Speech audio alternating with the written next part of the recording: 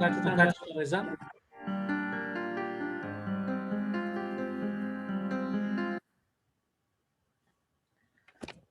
ئێوارەتان باش بە ڕێزان.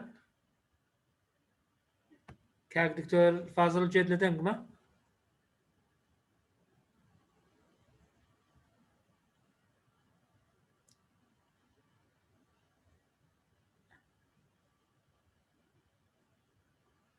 زۆر باشە، ئێستا دەست پێ دەکەین.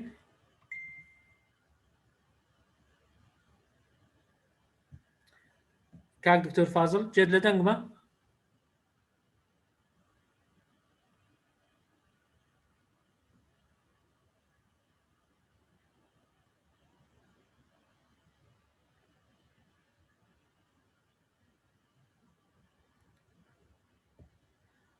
زۆر باشە، ئەمە لە کاتی خۆمان دەست پێ دەکەین.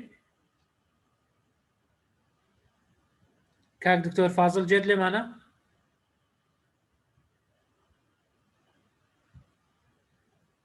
ئەگەر مایکەکەت بکەیەوە کاک دکتۆر بەس تاقی بکەینەوە پێشەوەی دەست پێ بکەین.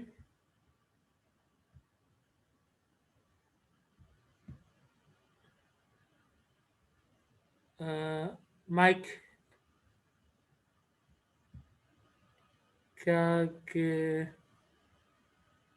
شەماڵ، مامۆستا شەماڵ، دکتۆر فازڵ کێشەی هەیە بزانە؟ هەرچەند تاقی کراوەتەوە دوو جار پێش کات. کاک دکتۆر جەمال لە دەنگت نییە دکتۆر فازڵ؟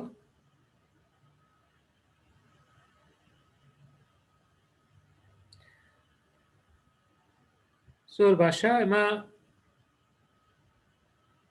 دەست پێ دەکەین بە پێشەچێکە تا ئەو کێشەیە چارەسەر دەبێت.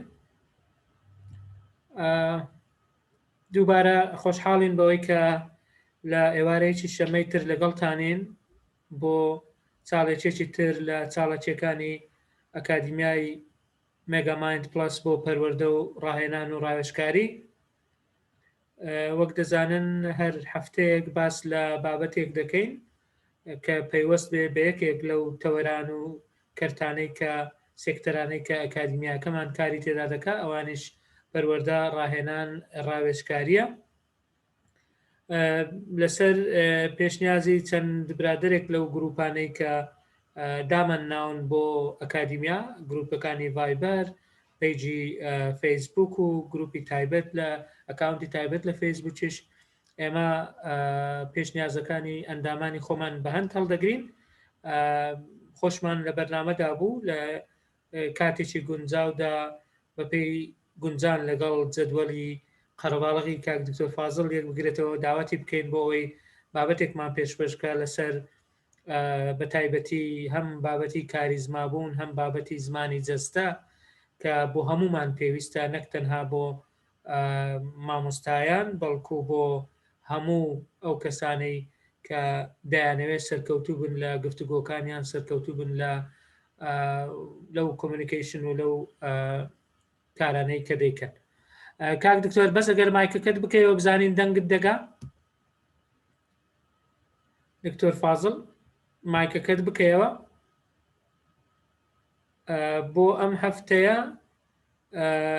بابەتێکی زۆر گرنگمان هەڵبژاردووە و تەکلیفمان لە بەڕێز کاک دکتۆر فازڵ جاف کە ناوێکی دیارە لە بواری ڕاهێنان و لە بواری شانۆ و لە بواری هونەر و لە بواری بەتایبەتی زمانی جەستە و کاریزما. جەستەی کاریزمایی چییە و ئاخۆ پەیوەندی نێوان جەستە و کاریزما چ جۆرە پەیوەندیەکە، سروشتی ئەو پەیوەندیە چییە؟ تەکلیفمان لە بەڕێز کاک دکتۆر فازڵ کرد کە ئەم بابەتەمان پێشکەش بکە.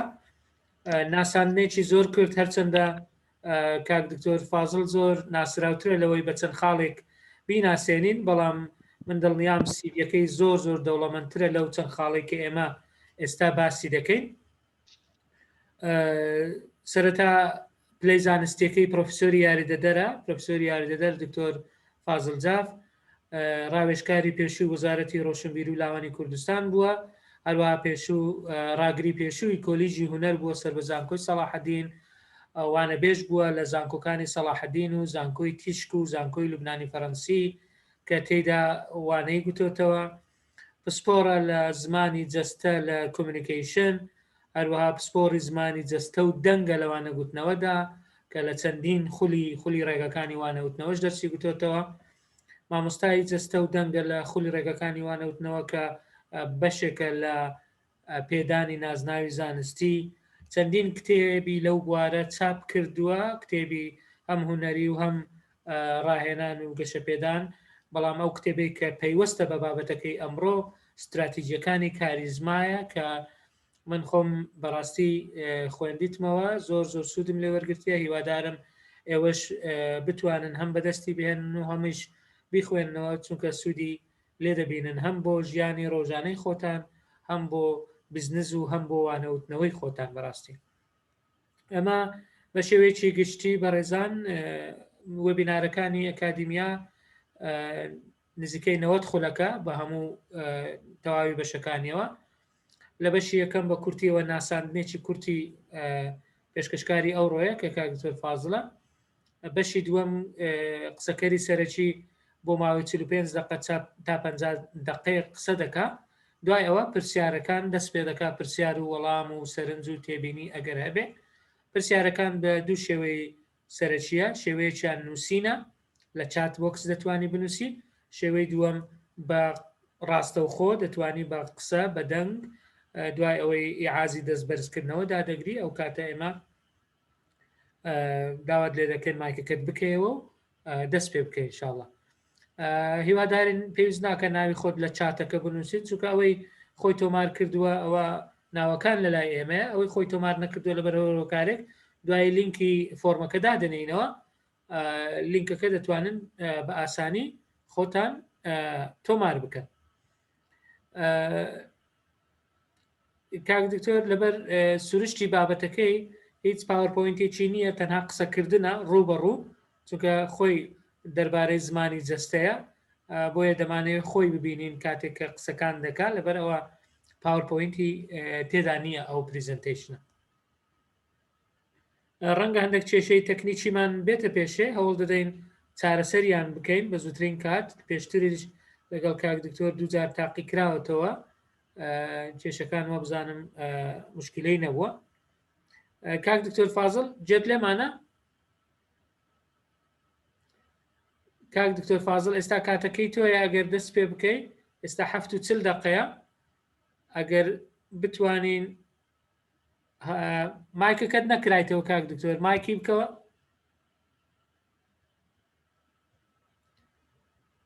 ئێستا لای من ئێستا تەواو فەرموو کاک دکتۆر فازڵ بفەرموو. بەڵێ ببورن. ئێستا گوێتان لە منە؟ بەڵێ کاک دکتۆر جان بفەرموو. بەس من خۆم نابینم. وەڵاهی ئەوە کاک شەماڵ، مامۆستا شەماڵ، مامۆستا شەماڵ ئێستا من لای ئێمە دیاری زۆر باش دیارە، لای ئێمە باش دیارم. بەڵێ زۆر باش. خۆی ئەگەر ماشەڵڵا هەر گەنجیش جان، ماشەڵڵا هەر گەنجیشی دەڵێ. زۆر سپاس دکتۆر جان. خۆی باسەکەی منیش لەسەر ئەوەیە کاریزما، یعنی خۆت لە چاوی خەڵکەوە نەک لە چاوی خۆت. ڕاست. اینجا ئەوە لەسەرەوەیە. پێش هەموو شتێک سڵاوێکی گەرم، زۆر سپاس بۆ ڕێخستنی ئەم دیدارە. سپاسی ئەکادیمیەکەتان ئەەکەم، سپاسی دکتۆر هینداد بە تایبەتی، و هەروەها سپاسی مامۆستا شەماڵ کە یارمەتیدام لە ڕێخستنی ئەم زوومە. ئەگەر مامۆستا شەماڵ بۆ ڕێک خۆم خۆشم ببینم زۆر باشە، بۆی بزانم چۆن گوێتان لە منە ئێستا. بەڵێ بەڵێ زۆر باش جێمان لێە، دەنگەکە باشە، ڕەنگەکەش باشە. شەماڵ ئەگەر بزانی کێشەکەی چییە بەس بتوانم خۆم ببینم. ئەگەر دەڵێن تۆزە کامێرەکەی ببێ سەرەوە، ئەوە بزانم تۆزە لای سەرت دیار نییە لای ئێمە، ئەگە بۆیە خۆت نابینی بۆیە ئێستا باشە. ئێستا دەتوانی خۆت ببینی بزانە کاک دکتۆرەوە کاک شەماڵ نامەی ناردووە. هەر خۆم نابینم. ئەگەر مۆبایل بێت تۆزێک بچووک دیارە، ڕەنگە کاک دکتۆر لەبەرەوە بێ. ناوەڵا بەس ئێستا وای لێ هات نازانم. شتەوە لە نازانم بۆ خەریکین کاک شەماڵ خەریکیتی ئەگەر دەست پێ بکەی کاکتۆرە تا کێشەکە چارەسەر دەکەم دەست پێ بکە لەبەر باش.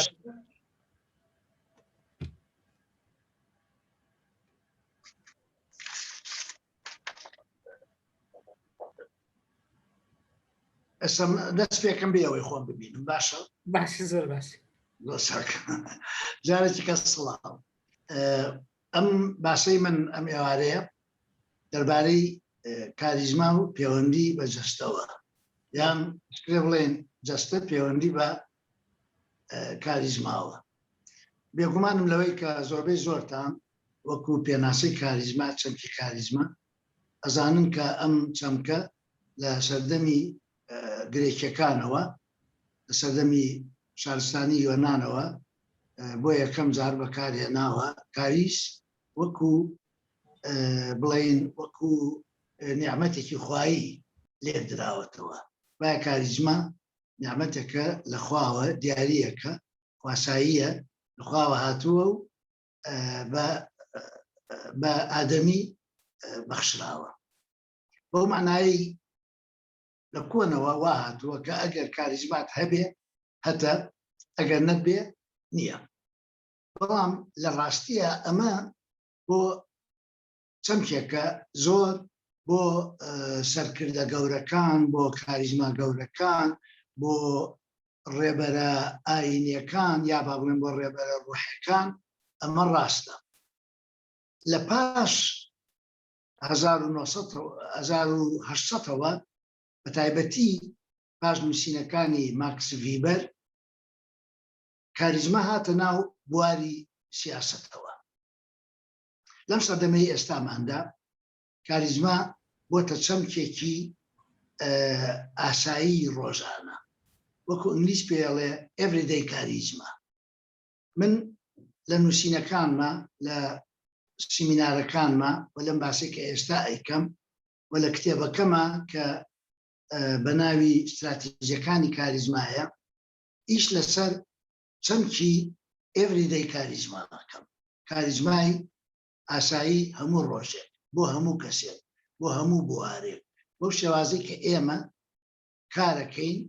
لەگەڵ کەسانی دیکە لە ناو خەڵکە ڕەفتار لەگەڵ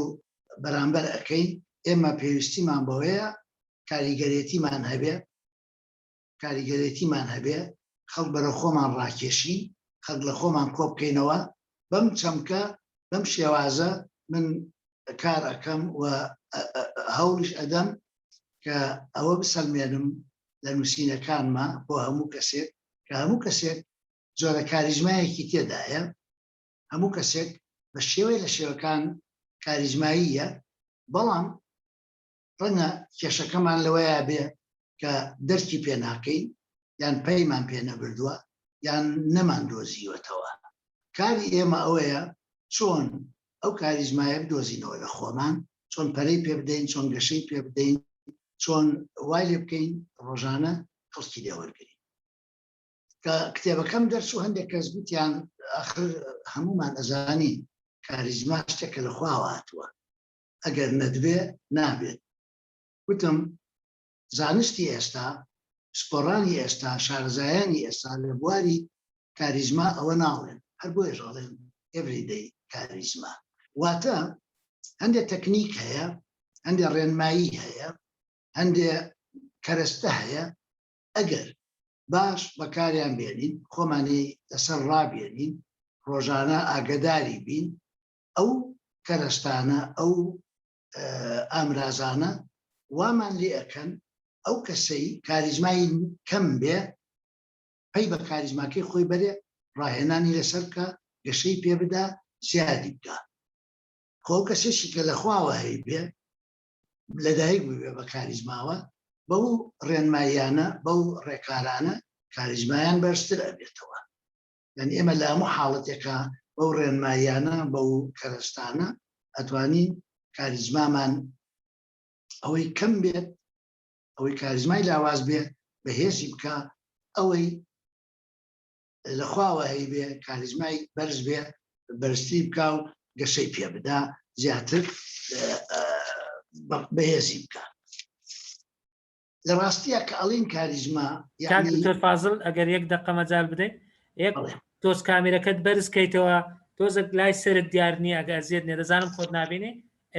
هەندێکتر تۆزێکتر زۆر باشە ئەوەندە ئەترسم دەسی لێڕم بۆیە زۆر باشە بەڕێزان هەر بۆ زانیاری بەڕێزتان لە فەیسبوکی ئەکادیمیا بە ڕاستە و خۆش هەر ئەو وێبینارە دەگوازرێتەوە ئەگەر دەکرێت لای خۆتان شێری بکەن بۆ ئەوی برادرانی تر سوودی لەوە بگرن فەرمو کاکتۆر ببوورە ئێستا باشم بەڵێ زۆر باش یعنی کاریزمام هەیە ئەوە هەر لە خواوەیە زۆر سپاس کاریش لەسەر کردووە زۆر سپاس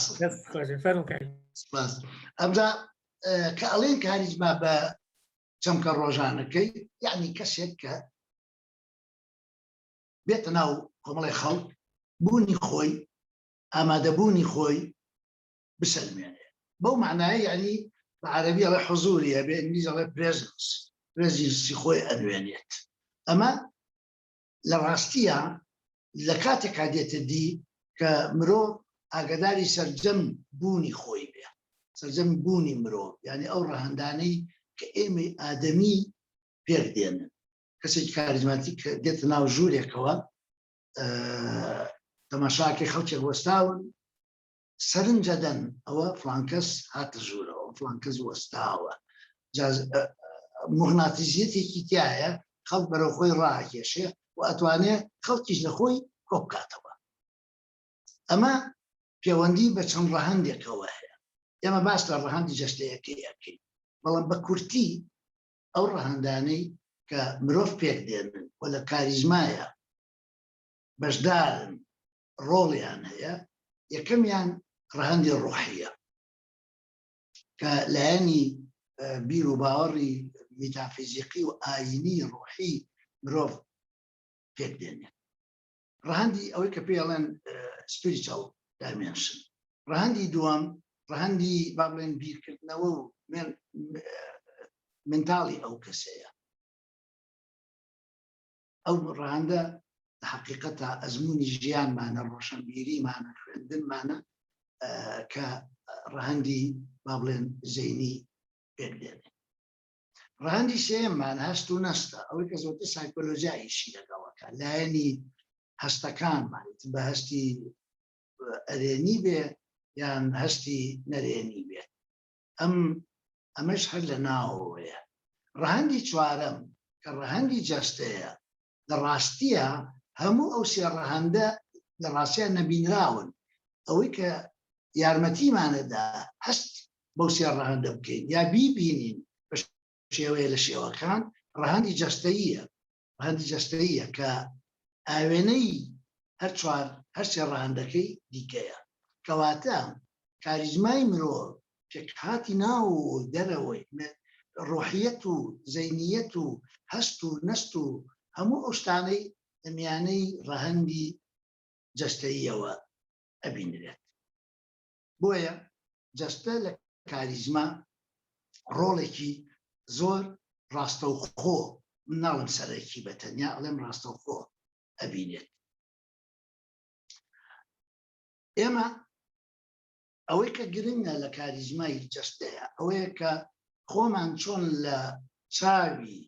خەڵکی کە ئەبینین یعنی با بڵێن کاریزما ئەکاتە ئێمە لە چاوی کەسانی دیکە ئێمە لە چاوی کەسی بەرامبەر ئەمە ئەکاتە جەستەمان لە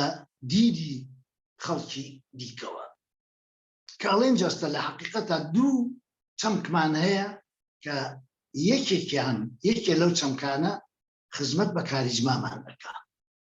یەکی دیکەشیان ئەوی تریشیان بەداخەوە خزمەت بە کاریزمامان ناکات ئەوەی کە خزمەت بە کاریزماکە چەمکی جەستەی کراوەیە یعنی ئێمە چەند جەستەمان کراوە بێت ئەوەندە پێمان دەڵێن جەستەی خاوەن جەستەیەکی کاریزماییە یان خاوەن جەستەیەکی ئەرێنیە دەست ئەدات بۆ کاریگەرێتی بۆ دروستکردنی کاریگەرێتی بە پلەی یەکەم بۆ دروستکردنی ئەندێشەی یەکەم ئەندێشەی پۆزیتیڤی یەکەم لای بەرامبەر ئەوەی کە بە زمانی ئیستلاحی بڵێن سایکۆلۆژیا پێڵێن ئەندێشەی یەکەم first impression هذا بڵێ الانطباع الأولي ئەمە لە میانەی کە باس لە حضورەکەین کە باس لە پرێزنسەکەین باس لە ئامادەبوونەکەین لە میانەی جەستەوە ئەیزان یعنی با بڵێن کە ئەڕۆین بە لای یەکێک لە دیداری یەکەمە ئەو کەسە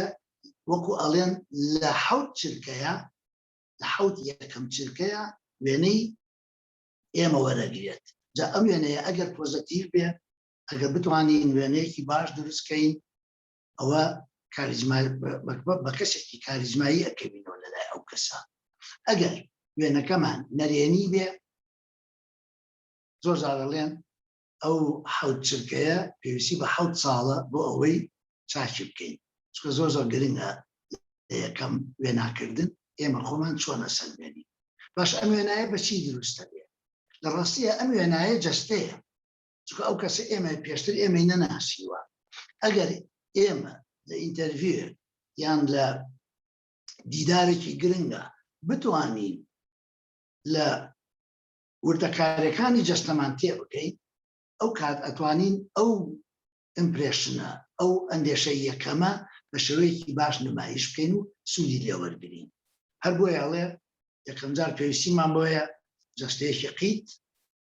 سەرێکی بڵند جەستەیەکی ڕێک ئاماژەکانمان بەکاربێنن جەستەیەک کە وزەی تیابێ جەستەیەک کە مەسیجی خراپ نەدات مەسیجی گەشت بدا مەسیجی کراوە بدا بۆیە کە دێتە سەر باسی ئەوەی چۆن کاریزماتیک بین یا چۆن کاریزمایی بین لە کارمانە لە ئیشمانە لە دەستگوتنەوەدا لە کاری با بڵێن ڕێکخراوەییدا لە کاری ڕاگەیاندندا وەکو مامۆستا وەک سیاسەتمەدار وەک ڕاگەیانکار وەک دایک وەک باوک وەک هەر کەسێک لە ڕاستیە پێویستیمان بەوە هەیە بڕێک شارەزایی پەیداکەین لەسەر زمانی جەستە کە من واڵێم بێگومان بەبەستمەوە نییە هەرێک لە ئێمە یا هەرێک لە ئێوە پێویستی بەوە ببێ بە پسپۆر لە بواری جەستە نەخێر بەڵام وەکە خوێنەواریەکی دیکە ئێمەڵێن خوێنەوەی زمانی جەستە وەکە خوێنەواریەکی جەستە زۆر باشە هەندێک لە بنەماکانی خوێندنەوەی زمانی جەستە بزانین بۆچی لە ڕاستیە بە پلەی یەکەم بۆ ئەوەی ئاگاداری زمانی جەستەی خۆمان بین ینی ئاگادار بین چۆن جەستەمان بەکارهێنین بەداخەوە زۆر جار کە باس لە زمانی جەستە ئەکەین و گرنگی ئەوەی کە بزانین زمانی جەستە بخوێنینەوە زۆر بەمان یەکەم بیر و بۆ چوونمان یەکەم ئەندێشەمان بۆ ئەوە ئەڕوا کە ئەگەر بزانین زمانی جەستە بخوێنینەوە زمانی جەستەی بەرامبەرەکەمان خوێنینەوە یا زمانی جەستەی خەڵکێکە خوێنینەوە یا دەوروبەرمان ئەوانی کە لەگەڵمانە بێگومان ئەمە ڕاستە بەڵام کە دینە سەر کاریزما لە ڕاستیە بەر لەوەی گرنگی خوێندنەوەی زمانی جەستە و شارەزاییمان لە زمانی جەستە بەر لەوەی پەیوەندی بە بەرامبەرمانەوە بێ پەیوەندی بەوە هەیە کە ئێمە ئەگەر ئەو زانستە ئەو زانیاریانە بزانین ئەو کات ئەزانین چۆن جەستەی خۆمان باش بە شێوەیەکی کارە نمایش بکەین ئەمەش ئەکاتە کرۆشی پرۆسەی کاریزمایی یعنی ئێمە پێویستیمان بەوەیە کە لە زمانی جەستە بزانین بە پلەی یەکەم بۆ ئەوەی جەستەمان باش نمایش بکەین بۆ ئەوەی کاریزمای جەستەمان کاریزماتیک بێ بەچی کاریزماتیکە بێ بەوەی یەک مەسیجی ناڕەوا نەدات یا مەسیجی نەگونجاو نەدات ئێمە زۆر جار کە ئاگامان لە جەستەمان نییە بزانین یا نەزانین بە ئاگایی یان بەبێ ئاگایی مەسیجی نەشیاو ئەدەین مەسیجی ناشیاو یعنی چی مەسیجی ناشیاو یعنی زۆر جار مەسیج ئەدەین زمانی جەستەمان ناگونجێت لەگەڵ زمانی زارمان ئێمە زانین دوو دارمان هەیە بە دوو زمان قسەکەی زمانێکی جەستەیە زمانێکی زمانی زارە چەند ئەو دوو زمانە با بڵێن verbal and non-verbal چەند ئەو دوانە هاوتەریت بن، تەبا بن لەگەڵ یەک، لە هارمۆنیا بن، نزیک بن لە یەکەوە، ئەوەندە ئەو کەسە جێگای بڕوا و متمانە ئەبێت. ئێمە زانین کە کاریزما بەشێکی زۆری لەسەر ئەوە بنیاد ئەنرێت کە دەوروبەر یا بەرامبەر باوەڕمان پێ بکە، متمانەی پێمان هەبێ، بزانێ ئێمە کەسێکی ڕازگۆین. ئەم دژەکیە لە وتاری زارەکی و لە وتاری بڵێن لە وتاری جەستە و لە وتاری زارەکی دژەکی دروستەکە، ئەوەی کە ئینگلیس پێڵێ کۆنترادیکشن یا تەناقوز. ئەمە بەشێکە لەوەی کە ئەگەر لە زمانی جەستە شارەزا نەبی زۆر جار ئەکەوینە ئەو دژەکیەوە. ئەمەش لە کاریزماماندا ئەبەزێنێ. بۆ نمونە مامۆستایەک کە دەرس هەڵێتەوە، ئەگەر ئاماژەی جەستەی داخراو بەکاربێنێت، ئەوە دەستگوتنەوەکەی کارا نابێت، مەسجەکەی باش ناگات، بابەتەکە باش ناگەێنێ، کۆمیونیکیشن دروست نابێت، قوتابیەکان چەند زانا بێت، چەند شارەزا بێت، چەند دکتۆر بێت، چەند پرۆفیسۆر بێت، قوتابیەکان وەکو مامۆستایەکی کاریزمایی تەماشای ناکەن. خوێندنەوەی زمانی جەستە، شارەزاییمان لە زمانی جەستە وامان لێەکە تێبگەین کە چۆن جەستەمان کارا بکەین، چۆن جەستەمان پۆزیتیڤ بکەین، چۆن جەستەمان لە کۆمیونیکیشن و لە یەکترگەیشتنە بە کەڵک بێت، ئەکتیڤ بێت، مەسجی بڵێن نێگەتیڤ و نەرێنی نەدات. بێ ئەو شارەزاییە زۆر جار بێ ئاگا ئەکەوینە دۆخی جەستەی داخراوەوە. ئەمەش چەمکێکە باش لەگەڵ ڕێک لەگەڵ کاریزما ناگونجێت. کە باس لە ئیمپرێشنی یەکەمەکەین، فێرست ئیمپرێشنەکەین، تەماشاکەن لەو حەوت چرکەیە چی ئەەکەین، بەرە ڕووی یەک ئەڕۆین، جەستەی خۆمان وەکو پۆستشەر، وەکو بنیاتی جەستەکەمان، وەکو بنیانی جەستە، وەکو پێگەی جەستە بۆ بەرامبەر ئەنوێنی. لەگەڵ نزیک بوونەوەمان، لەگەڵ هەنگاونانمان ئاکاری جەستەمان پیشانەدەین. یعنی ئێمە ڕێکار پیشانەدەین، ئاکار پیشانەدەین، ڕەفتار پیشانەدەین. ئەم سێ ئارە من هەمیشە ئەڵێم سێ ئارە هەن. ئەگەر بتەوێت قسە لەسەر کاریزما بکەیت، یا بتەوێت کاریزمات بەرز بکەیتەوە، بینوێنیت، ئاگاداری ئەو سێ ئارە بە: ڕەفتار، ڕێکار،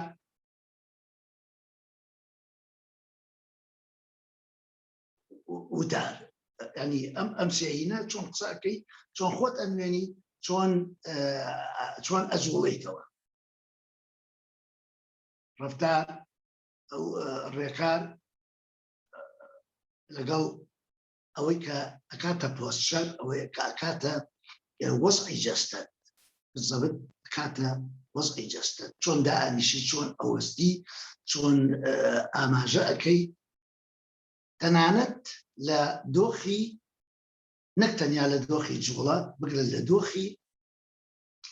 دۆخی سکوونیشە، ئەوەی کە دانیشت و هیچ ناکەیت جەستەت ئەخوێنرێتەوە، ئەوەی کە قسە ناکەی جەستەت ئەخوێنرێتەوە. ئەمەش جیاوازی نێوان هەردوو وتارەکەی. ئێمە لە وتاری قسەکردنە کەی بمانەوێت ئەتوانین قسە نەکەین، ئەتوانین بڵێن بێدەنگ بین، ئەو وتارەمان دابخەین. بەڵام جەستە قسە بکەی قسە نەکەی ناتوانیت دای بخەیت. جەستە هەمیشە قسە ئەکات. لەبەر ئەوە خوێندنەوەی زمانی جەستە، فێربوونی خوێندنەوەی زمانی جەستە ئەو کلیلانت ئەداتێ، ئەو ئەمرازانت ئەداتێ کە بزانی چۆن جەستەت باش بەکاربێنی لە پەیوەندیە لەگەڵ بەرامبەرت و هەروەها لە ناو پانتایی و لە ناو فەزایە. ئەوانەی ئێمە پێویستمانە لە خوێندنەوەی زمانی جەستە لە حەقیقەتە خوێندنەوەی دەموچاوە. ئەمجا خوێندنەوەی دووری و نزیکی خەڵک لە یەکتر، یا دووری نزیکی خۆمان لە یەکتر،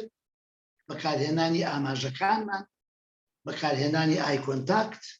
بەکارهێنانی کۆنتاکتی بڵێن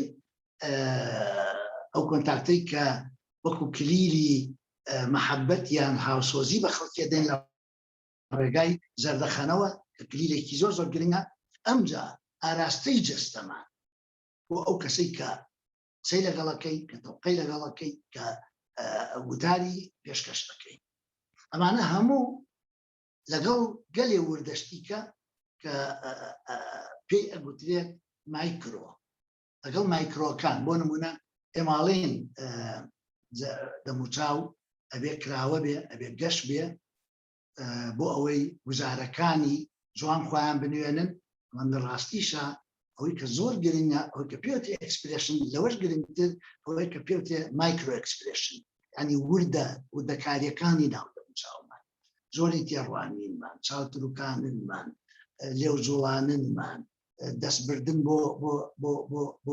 بۆ دەموچاومان. هەموو ئەمانە ئێمە ئەبێ لە زانینی ژمانی جەستە ئاگداری بین، ڕۆڵیان ئەبێت، ئەم ئاگداریە ڕۆڵی ئەبێت لە زمانی لە پێگە و لە ئاستی کاری زمانمان. هەمیشە پرسیارێک دێتە پێشەوە، خەڵک چۆن تەماشای ئێمە ئەکەن، یان لە تەماشاکردنی ئێمەیە، لە هەڵسانگاندنی جەستەمانە چین ئەو کێشانەی کە دروستە بێت. ئەمە پەیوەندی ڕاستەوخۆی بە شارەزاییمانە لە زمانی جەستە.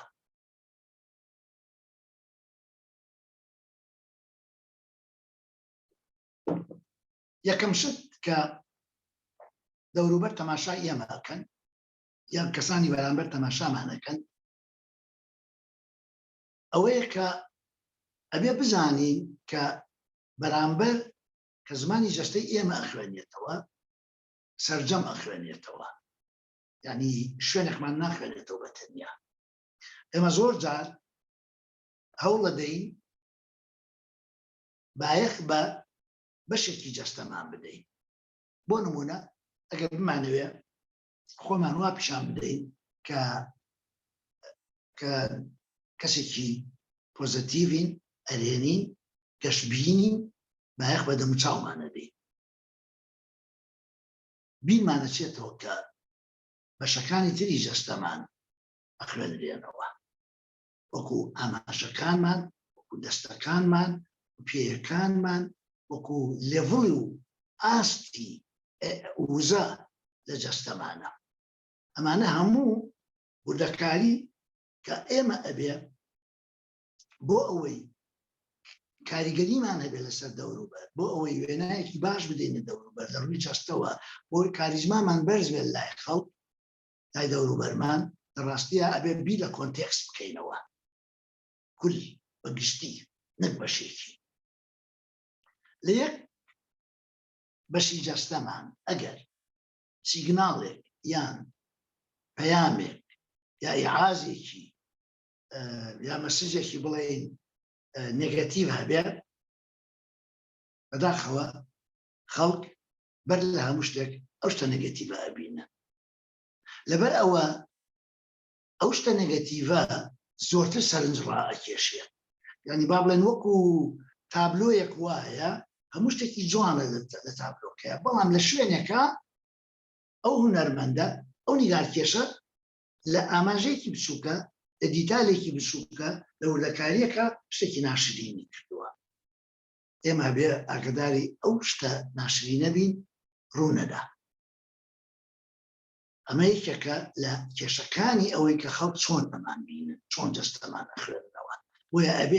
ئەبێ هەمیشە ئاگداری سەرجەم بین. دوو، جەستە چەند جوان بێ، چەند باش نمایشی بکەین، ئاماژەکانمان چەند ڕێک و پێر بن، چەند دانسقە بن، دەموچاومان چەند کراوە بێ، جەستەمان چەند کراوە بێ، بەڵام یەک شتیکە هەیە خەڵکەی خوێنێتەوە،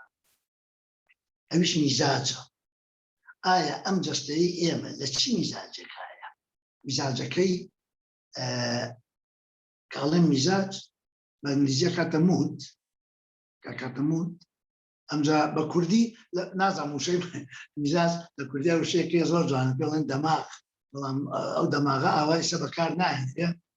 بیرمە گۆرانەکە عەلیمەردان گوڵەباخ کە ئەڵێ وەچوا بێکەیف و بێدەماغی، یعنی میزاجت باش نییە. میزاجمان لە جەستەیە ئەگەر کە باز لە کاریزما ئەەکەین، جەستەمان چۆن وێنە ئەەکەین ئەوەی کە ڕەنگەکانی پێبەخشێ وەکو ڕەنگی تابلۆکە، ئەوە مودە، ئەوە میزاجمانە. کەسی کاریزمایی هەمیشە هەوڵەدا میزاجێکی باش پیشان بدا، دەماغێکی باش پیشان بدا، ئەندێشەیەکی باش پیشان بدا، بۆ ئەوەی نەبادا جەستەی بە خراپ لێک بدرێتەوە. هەر لەبەرەوەیشە کەسانی کاریزمایی ئەگەر دیقەتی خەڵک بدەیت ئەبینی کۆنترۆڵێکی باشیان هەیە لەسەر مەسەلەی هەڵچوون و تووڕەبوون و با بڵێن ئەو شتانەی کە زیاتر لە باری نەفسیەوە ڕوئەدەن، لە باری سایکۆلۆجیەوە بە شێوەیەکی نەگەتیڤ ڕوئەدەن. جارێکی کە دێمەوە سەر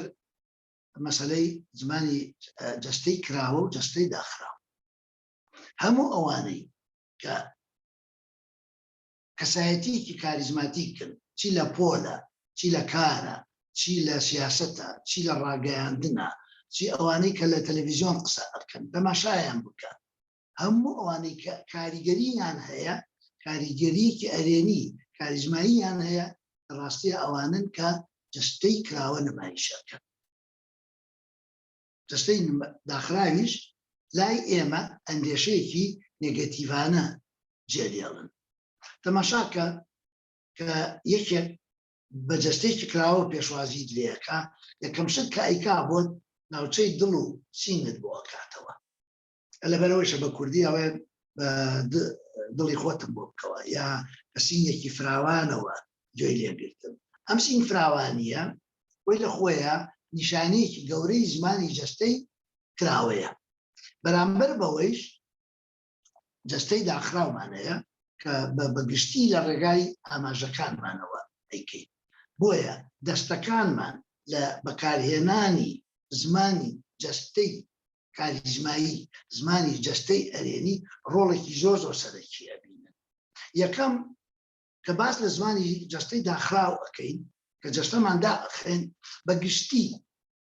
180 لە ڕێگای دەستەکانمانەوە دایەخی، یان ئاوا دایەخی، یان دەستەکانمان خێنە گیرفانمان، یان دەستەکانمان ئاوا لە پێشەوەدا ئەنین، یان دەستەکانمان لە دواوەدا ئەنین. ئەمانە هەموو نیشانەی جەستەی داخراون و وا لە خەڵکی بەرامبەرمانەکات لە هەموو دۆخێکە، ئەگەر دۆخێکی سەرمانە بێ یا دۆخێکی فیزیکی نەبێ، ئەگەر یا نەخۆش نەبین، لە ڕاستیە نیشانەی جەستەی داخراوە وا لە بەرامبەر ئەکا کە کاریگەرێتیمان زۆر نەبێ، کە بەرامبەر وەکو کەسێکی کاریزمایی وەرمان نەگرێت.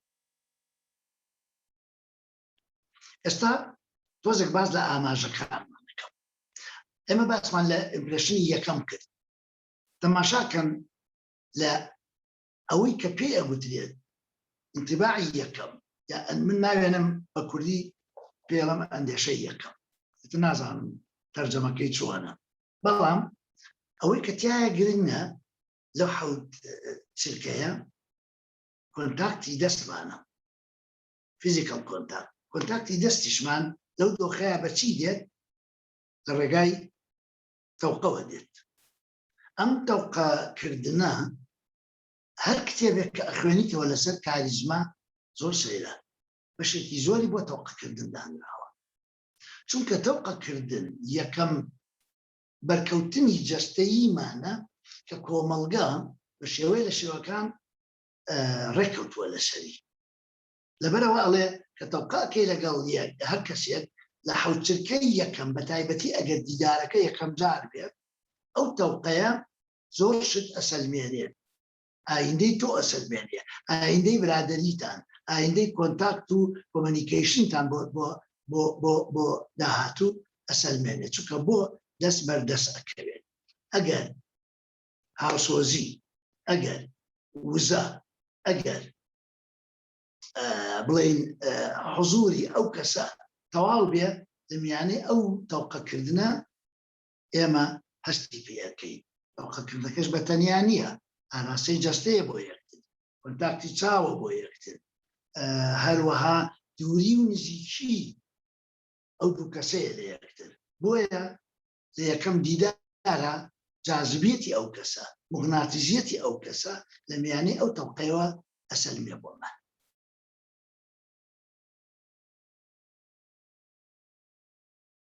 ئەمجا ئەگەر دیقەت بدەن هەر کەسێکی کاریزمایی لە پۆلا بێ، لە سیاسەتا بێ، لە بڵێن لە ڕاگەیاندن بێت، تەماشاکەی ئاماژەکانی دەستەکانی وا بەکارهێنێ وەک ئەوەی زمانێک بێت. یعنی ئەڵێن زمانی هیزار ئەوەندە ڕاستیە دەستەکانمان ئاماژەکانمان شتێکمان بۆ نیعمەتێکمان ئەداتێ. من پێڵم دایمەوەن دەستەکانمان دوو نیعمەتن، چۆن بەکاریان دێنین ئەوە هاوسۆزی بەرامبەر ئیعجابی بەرامبەر دروست دەکەین. ینی دەستەکانمان لە ڕاستیە پردن بۆ بەرامبەر ئێمەکە. من بۆ نمونەکە بە ئەڵێم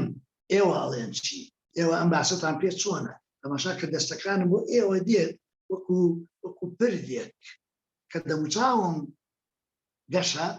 بە زمانی فەیسبوک ئێمە پێ ئەڵێن لایکەکەی، بەڵام کە دەستەکانم بەرەو ئێوە دێت یا بەرامبەر بۆ ئەو کەسە کە قسەی بۆ ئەەکەم، کە دەستی ئاماژەی بۆ ئەەکەم،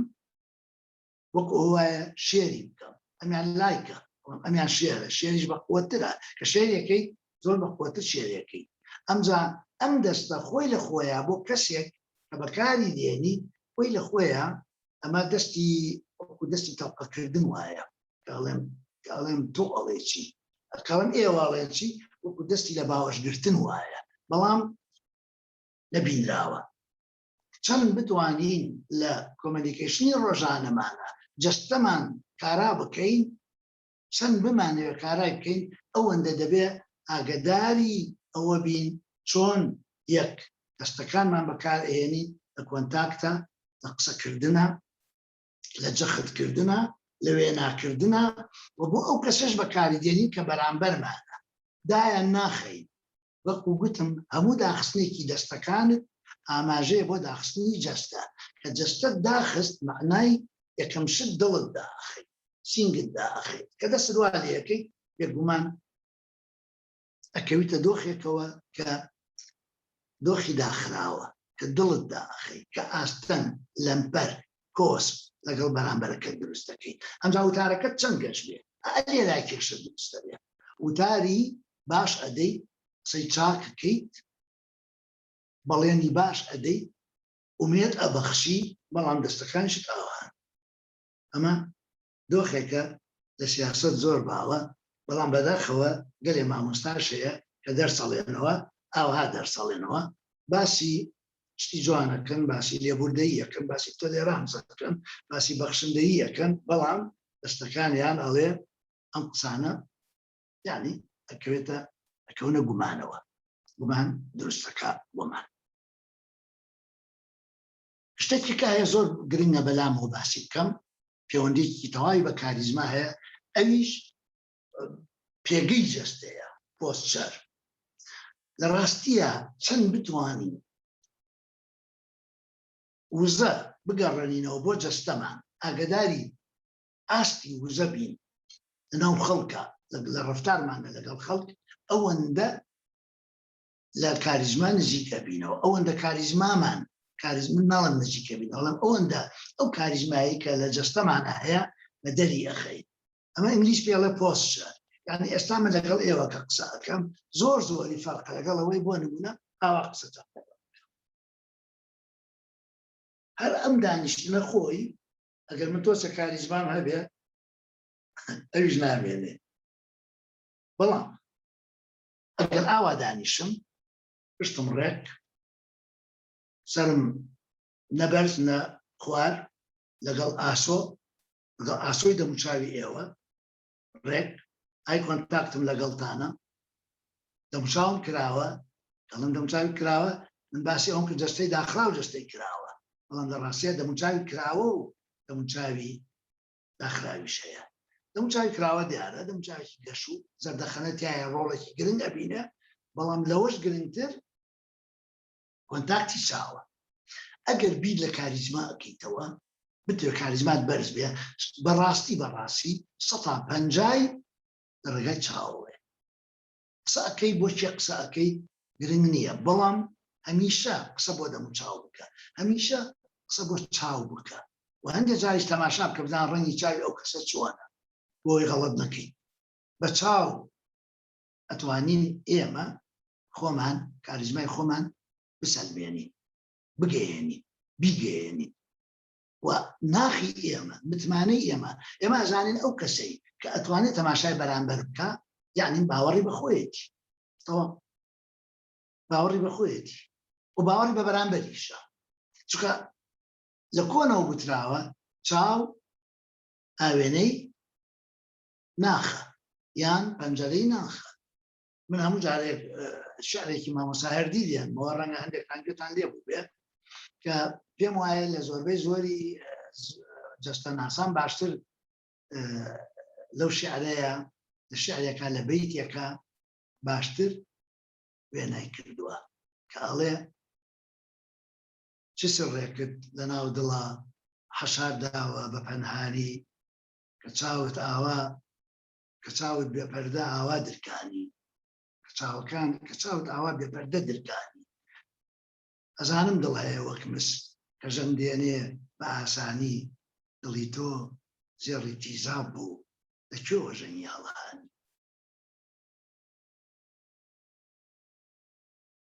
کاڵین پۆستچەر لە ڕاستیە پێگەی جەستەیە لە فەزایە پێگەی جەستەیە لە پانتاییە یعنی لە تەنیشت مێزێکەوە ئەوەستی بێوەی ئاگار لە خۆت بێ دەستت ئاواکێ لەسەر مێزەکە بێوەی ئاگار لە خۆت بێ کە لە تەنیشت دیوارێکە ئەوەستی هاڵە بێتەوە بۆ دیوارە کورسیەک لە تەنیشتە بێوەی ئاگار لە خۆت بێ دەستێک دەخەیتە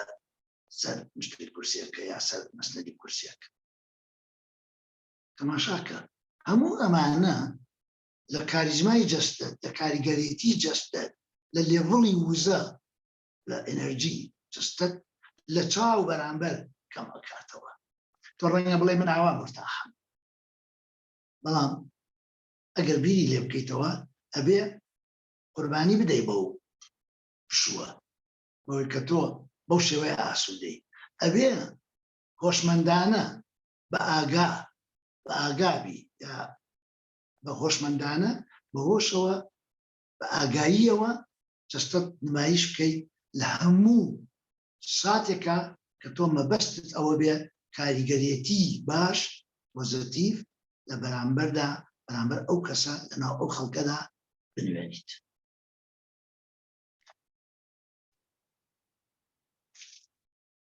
من نازانم کاتم زۆر گرت یان کاتم ماوە دکتۆر جان کاک دکتۆر ئێستا 40 دقەیە قسە دەکەی ئەگەر 5-6 دقەیەکی تریش کاتت دەدەینێ ئەگەر نهتا دەدەقەش کێشەمان نییە بەڵام حەزمان لێە زیاتر بە پرسیار و وەڵامەکان خەریک بین ئەگەر لە حەزەکەم بیکەینە پرسیار چونکە ئەزانم پرسیار دێت وانە زۆر باشە بەڵێ وەڵام پرسیار هەیە و دروستیش دەبێ تا پرێزان پرسیار دەکەن ئەگەر ئەوانەی دەستیان بەرز کردێتەوە ئەوان هەڵدەگرین سەرەتا ئەگەر کەسێک پرسیاری هەیە بەڵام کاک دکتۆر بۆ مامۆستایی کە زۆر مهمە بەڕێزانیش لە چاتەکە نووسیبیان کاریزمابوون بۆ مامۆستایی چەند گرنگە ئایا مامۆستا مەرجە کاریزمای تێدا پێیان نە من وەکو گوتم مامۆستا ئەتوانێت یعنی بێگومان مامۆستای کاریزمایی هەمومان قوتابی بووین و هەمووشمان مامۆستای کاریزماییمان لە بیرە ئەو مامۆستایی کە لە بیرمان نەچۆتەوە ئەوەیە کە کاریزمای هەبووە بەڵام ئەگەر ئێمە مامۆستایەکی بڵێن گەنج کە دێت لە سەرەتایە بیەوێت ببێ بە مامۆستایەکی کاریزمایی ڕاستیە ڕاهێنانی ئەو مامۆستایە ڕاهێنان لەسەر ئەو تەکنیکانەی کە لە زمانی جەستەیە بۆ مامۆستا بەکارهێنرێت زۆر زۆر گرنگە بەشێکی زۆری تەکنیکەکان با بڵێن کارامەیەکان کارامەیی جەستەیین مامۆستا چۆن لە پۆلە وەستێت جەستێ چۆن بێ وزە ئەبێ چۆن بخاتە بەر جەستەی چەند ڕاست و قیت بێ، مامۆستا ئای کۆنتاکتی چۆن بێ لەگەڵ قوتابی، ئاماژە چۆن بەکاربێنێ، پانتایی ناوپۆل ئەوەی کە فەزایە ئەوەی کە سپەیسە چۆن بەکاری بێنێ، دووری نزیکی لە قوتابی چۆن بێت. ئەمجا مامۆستا دیسانەوە خوێندنەوەی زمانی جەستەی بۆ قوتابی چۆن بێت. ئەمە کە ئێستا زۆرتر قسە کرێت لەسەر ئیموشنەڵ ئینتەلیجەنس، پەیوەندێکی زۆری یا با بڵێن زەکای عاتفی، من پێڵێم زیرەکی هەستەکی نەزانم، ئەمانە هەموو پەیوەندێکی زۆریان بە جەستەوە هەیە بە پلەی یەکەم تا پاشان دەنگ بێت. ئێمە من ئەم لەم باسەیە لەم سیمینارەیە باس لە دەنگ ناکەم، چونکە بابەتەکەم لەسەر دەنگ نییە، بەڵام ئێمە ئەزانین دەنگیش بە پلەی دووەم دێت. وەک مەهرابیان ئەڵێ 155 کۆمەنیکیشنی ئێمە لەسەر جەستەیە، 38 دەنگە، حوتی بۆ وشە داناوە. بەڵام ئەم قسەی مەهرابیان بێگومان لە باش توێژینەوەیەکی دوور درێژی چەند ساڵە هاتووە.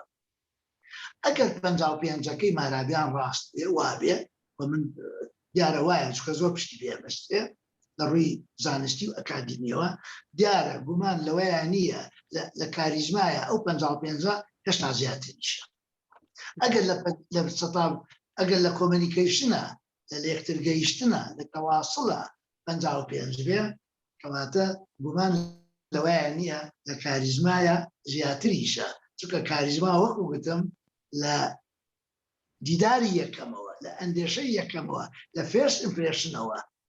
ئەبینرێ و کاریگەریتی خۆی ئەسەرمێنێ. لەبەرەوەی ئێستا لە جیهانە ئەوەی سەبارەت بە مامۆستا ئەم بابەتە بووە بە بابەتێکی زۆر زۆر گرنگ. ناوەکانی جیاوازە، بۆ نمونە یەکێ لە عنوانەکانی ئەوەیە پێگوترێت Body Language for Competent Teachers، زمانی جەستە بۆ مامۆستای لێ هاتوو، یان Body Language in Class Management، حەت زۆر بابەتێکی زۆر گرنگە. ئێمە لەم ساڵانەی دواییە تا ڕادەیەک دوفەرجان خۆت جەنابەت ئاگال لێیە هەندێک بایەخی پێدراوە، بەڵام هێشتا بە گوێرەی پێویست نییە. ئەوەش لە زانکۆیە، بەڵام خۆی ئەوایە وەک جەناب زۆر جار ئاماژە پێکەوە بێت لە پەروەردەوە دەست پێ بکرێت، مامۆستاکانی پەروەردە پێش دەستت خۆش بێ کاکتۆر. بەڕێز مەجموعەیەک ناو دەستیان بەرز کردێتەوە، داواتان لێ دەکەین تکایە پرسیارەکان بە کورتی بخەنە ڕوو، ئەگەر سەرنجێکەیە هەوڵ بدەن هەریەکە لە یەک خولەک ئەگەر تەواوی بکەن کەمتریش بێ باشترە، تاکو زۆرترین کەس بەشداری بکە. دەست بەرزکردنەوەکان بە ڕیزبەندی لای من مامۆستا شاڵاو بفەرموو. مامۆستا شاڵاو و مەجید نووسراوە. مامۆستا شاڵاو فەرموو. دەست خۆش کاکتۆر هیمداد بۆ دەرفەتە، زۆر سپاس بۆ کاکتۆر فازڵیش. من دوو پرسیارم هەیە. پرسیاری یەکەم ئەوەیە بەڕای کاکتۆر فازڵ، ئایا لەباری عملیدا لەباری پراکتیکیدا پێویستمان بە چەند کاتە تاکو ڕاهێنانیان ترێنینگ لەسەر زمانی جەستەی خۆمان بکەین؟ چ سەرچاوەیەکی ژیان پێشنیاری ویتێ بۆی بتوانین گۆڕانکاری جدی لە زمانی جەستەی خۆمانە بکەین؟ پرسیاری دووەمیشەوەیە ئایا بەکارهێنانی زمانی جەستە بە پێی بارودۆخ و شوێن ئەگۆڕێت یان لە هەموو بارودۆخ و شوێنەکاندا یەک شێوازی جەستە بەکاردێت؟ زۆر دەستت مامۆستا پرسیارەکان وازەحە. زۆر سپاس. یەکەم پێم وایە کتێبی باشە دەربارەی زمانی جەستە، بەڵام ئەگەر بتوانی لای ڕاهێنەرێکی باش وەرکشۆپێ بکەیت، وەرکشۆپێکی 3 ڕۆژ 4 ڕۆژ 5 ڕۆژ زۆر باشە. من پێم وایە کارکردن لای ڕاهێنەرێک چاکترە لەوەی چەند کتێبێک بخوێنیتەوە سەرەتا، بەڵام دوای ڕاهێنانێکی لای ڕاهێنەرێکی باش ئەمجا کتێب بخوێنیتەوە باشترە. بەداخەوە ئێمە لەو بوارە هێشتا ڕاهێنەری زۆر باشمان نییە، کۆمەڵێ یعنی چۆن ڕاهێنەرێکی باش ئەدۆزیتەوە ئەمە گرنگە. ئەمجا پاشان کتێبی چاک زۆر هەیە، ئەگەر حەزت کرد بە پەیوەندی شخصیش من دوایی چەند ناوێکت ئەدەمێ بەسەر چاو. زمانی جەستە بێگومان ینی بەپێی شوێن ئەگۆڕێ، ینی با بڵێن بەپێی شوێن، بەپێی کەس، پانتایەکانی زمانی جەستە ئەگۆڕێ، ئێمە پانتاییمانێ پێوتێ ئینتیمێت سپیس لە کێ نزیکە بینەوە، پانتاییمانێ پێوان پرسنل سپیس هی شخصی، پانتاییمانێ هی کۆمەڵایەتی سوشل، پانتاییشمانەیە لەوە گەورەتر. ئەمە جگە لەوەی زمانی جەستە بەپێی کولتوری جیاواز و بەپێی فەرهەنگی جیاواز ئەگۆڕێ، ئەو کاتە چینە ناو زمانی جەست بابەتی زمانی جەستە لە ئەنترۆپۆلۆژیادا. ئێمە زانین ئاماژەکان شێوازی لێکدانەوەی جوڵەکان لە کەڵچەرێکە بۆ کەڵچەرێک ئابل لە کولتورێکە بۆ کولتورێک ئەگۆڕێ. هەروەها نەکەر ئەوەندە تێگەیشتنمان بۆ دووری و نزیکی ئەوەی کە پێڵە پرۆکسیمیتی، چەند دوورین لە یەک چەند نزیکین لە یەک، تێگەیشتنمان بۆ چەندکی فیزیکال کۆنتاکتی بەرکەوتەی جەستەیی یا بڵێن تەچ ئەگۆڕێ، نەکەر ئەوەندە بەپێی ئاینەکانیش ئەگۆڕێ، بەپێی بۆچوون معتەقەداتی دینیش ئەو شتانە ئەوە. دەستت خۆش بێ کاکتۆر. پرسیارێک لە چات هاتووە بەڕێز مامۆستا عیرفان کەریم لە هەلەبجەوە، دەڵێ ئایا ئەگەر ڕەنجی باکگراوند بەدەست خۆمان بۆ هەڵی بژێرین، ڕەنگەکان هیچ کاریگەریان هەیە لەوەی کەسی کاریزما ڕەنگێک هەڵبژێرە بۆ ئەوی کاریگەری زیاتر بێیان نا؟ بڵێ ڕەنگەکان بێگومان کاریگەریان هەیە، با بڵێن ڕەنگی ئەگەر ڕەنگی فەرمی وەرگین، ڕەنگی فەرمی وەرگین با بڵێن بۆ کەسێک کە لە پێگەیەکی بەرزە لە شوێنێکی بەجددی شوێنێکی جددیە یا پۆستێکی بەرزی هەیە، یان لە ئەرچێکی گرنگە مەرزنیە هەر پۆست بێت، ئەو کات ڕەنگەکان بڵێن ڕەنگی تۆخ وەکو ڕەنگی ڕەش، وەکو ڕەنگی مۆ بڵێن ڕەساسی، وەکو ڕەنگی نیلی، شینی تۆخ، ئەمانە زۆر دەورێ با بڵێن ڕۆڵی گەورەیان هەیە لە جلی مرۆڤ، لە جلەکانە، لەوەی کە ئەو کەسە جلێک لەبەر ئەکا جلەکە هەم لە ڕووی ڕەنگەوە هەم لە ڕووی ستایلەوە نیشانەی ئەو شتەیەکە ئەیکا، نیشانەی ئەو ئەرک و وەزیفەیەکە ئەیکات. بەڵێ مامۆستا سامان حازم دەستی بەرز کردێتەوە، با بفەرمو مامۆستا سامان ئەگەر پرسیارێکی دیاری کراوت هەیە بفەرمو. ئەلو بەڵێ مامۆستا جان فەرمو. دەست خۆش کاک دکتۆر هیمدا، سوپاس بۆ کاک دکتۆر فازلیش. کاک دکتۆر بەبیربوونی من کارێزما تایبەت نییە بە چینێک و یاخود بە توێژێک بەداخەوە لە کۆمەلگەی ئێمە کە دەڵێن کارێزما تەنها بۆ سیاست مەدارەکانەیە بۆ قایدەکانە بۆ سەرکردەکانە بۆ چین من ئەوە لێکدانەوەی چی هەڵەیە نازم کاک دکتۆری ڕئیسە پرسیار یەک دوو پرسیارمێ لە کاک دکتۆر، یەکەمیان بنەماکانی کارێزما چین کە کەسێک بێ کارێزمای تێدا هەبی، و پرسیارێکی تریشم ئەوەیە کارێزما ناوەچیە یاخود زیاتر دەرەچیە، و کە باسی مامۆستاشتان کرد کاک دکتۆر ببووری ینی لەوانەیە کاتکە بڕێک درێژبی مامۆستا بەڕێی من وا بزانم لە هەموو چین توێژێک پێویستیە کە کارێزمای تێدا هەبی، چکە زیاتر یەکبەستنەوەی هەیە لەگەر کۆمەلگە، زیاتر ئیرتیباتی هەیە لەگەر کۆمەلگە و لەگەر خەڵکانی زیاتر، چکە وەکو پەروەردەکارێک لە ناو نیشتیماندا دەردەکەوێت. دەست خۆشتانی دەکەم و زۆر سوپاس بۆ زۆر سوپاس بۆ کاک دکتۆر فازل. لە ڕاستیە من لە کۆتاییەکەیەوە دەست پێکەمەوەی مامۆستا ئێمە هاوڕاین، ینی تقریبا منیش ئەوەم گوت ئەمجا سەبارەت بە پێچوانەوە من کە دەستم پێکە باسی ئەوم کردوتم ئێڤریدەی کاریزمانی بۆ هەموو کەسێک زۆر سیاسەت مەداریژان زۆر بەناوبانگن پێگەی بەرزانەیە بەڵام کاریزمایان نییە، مەرج نییەوە بێگومان. من پێم وایە وەلەو کتێبێشمان من حەزەکەم باسی بنەماکانی کاریزما ئەو پرسیارەت کرد، ئەگەر دەستت بکەوێت کتێبەکەم ئەوتا لە بەردەستیشمە لەکوێ چاپکراوە لەکوێ بەدەست دەکەوێت کاکتۆر؟ ئەمە لە هیندا ئەگەر لە هەولێر بتانەوێت لە کتێبخانەی کتێبفرۆشی زانکۆ بەرامبەر قەڵا، زانکۆ بەرامبەر قەڵا بەقەڵا و هەروها لە ئاوێریش هەیە، ئاوێر لە پشت پارێزگایە. بەڵێ بنەماکانی تایە کە ئێستا باسی زۆر کات ئەگرێ، بەڵام بەڵێ فەرموو کاکتۆر فازڵ ئەگەر بە کورتی بنەماکانی وەک ینی باست کرد ناوە و دەرەوە، ناوەوە ئەوەی کە پەیوەندی بە مرۆڤەوە هەیە با بڵێن دیدگای ئەو کەسە، ڕازگۆیی ئەو کەسە، متمانەبوونی ئەو کەسە بەخۆی و پەیام و مەسیجی بۆ خەڵکیکە بۆ دەوروبەری ئەمانە هەمووی کاریئینی با بڵێن کاریگەرەکانی ناوەدا پێکهاتەکانی ناون لە کەسی کاریزمایی. ئەنی کەسی کاریزمایی نییە باوەڕی بەخۆی نەبێت یا متمانەمان پێی نەبێت یا متمانەی بەخۆی نەبێت یا ڕازگۆ نەبێت ئەگەر بۆ ماوەیەکی جوابێ پاشان دەرەکەوێ و ئەو کاریزمایی نامێنێت. ئەمجا ئەوانەی دەرەوەش کە باسم لێوەکردن جەستەیە دەنگە قووەتی و هێزی لێکترگەیشتن و کۆمەنیکیشنە کە تایە وتاربێژی و قسەکردن و وتاردان و هەروەها گفتوگۆ ئاخاوتن لەگەڵ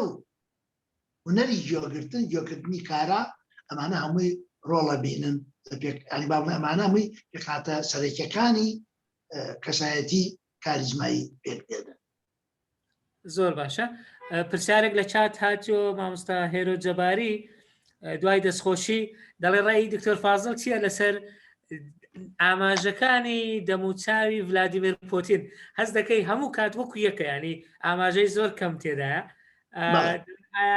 لەو جۆرە کەسایەتیە کاریزمیان چۆنە؟ پرسیارێکی جوانانێ. پرسیارێکی زۆر باشە.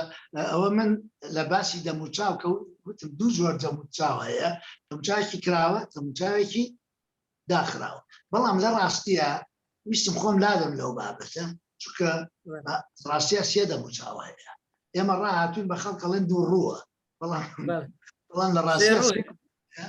سێ ڕووە. ڕووی سێیەمیان ئەوە بڵێن ئەگەر ئەوەی یەکەمیان کراوەی دووەمیان داخراوە، ڕووی سێیەم ئەو ڕووەیە کە فلاتە، تەختە فلات ئینی نییە، هیچ ئاماژەیەک نادا، هیچ گوزارەیەک نادا. ئەوە یەکێکە لەو ڕوانەی کە زۆر کێشە. ینی ئێمە با بڵێن ڕەنگە دەموچاوی کەسێکی وەکو ترامپمان پێ ئاسانتر بێ لە خوێندنەوەیە لە تێگەیشتنە، هەتا دەموچاوی یەکێک کە هیچ تعبیرێک نادا بەغێری ئەوەی دەموچاو لە شوێنی خۆیەتی سابیتە ئەوەی کە ئەزوڵێتەوە بەس دەمە.